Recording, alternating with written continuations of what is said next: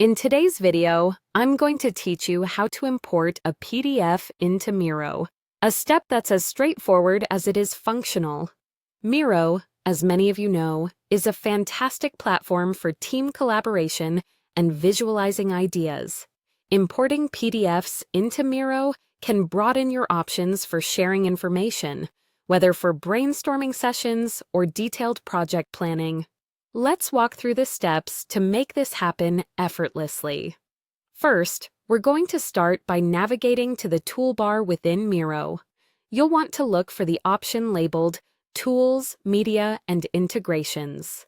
This is your gateway to bringing external files into Miro and enhancing the boards you're working on.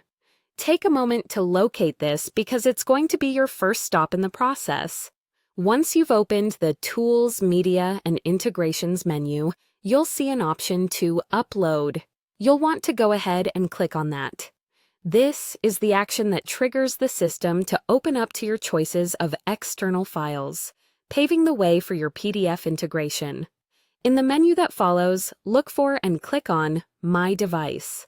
This is where you'll connect Miro to the files stored right on your computer.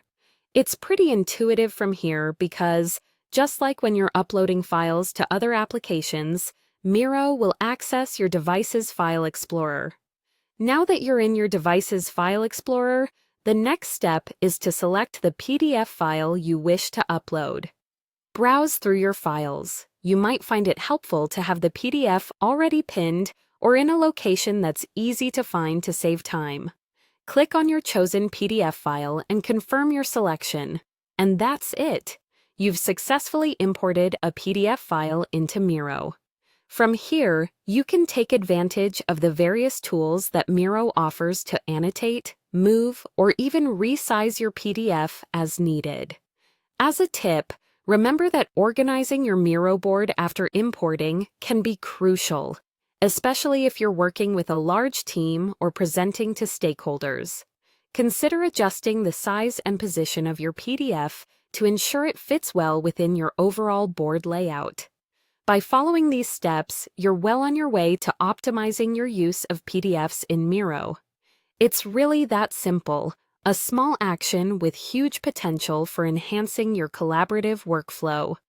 Thanks for watching, and I hope this makes your projects come alive in Miro with even more clarity and organization. If you have any questions or need further clarification, don't hesitate to reach out in the comments below. Happy collaborating!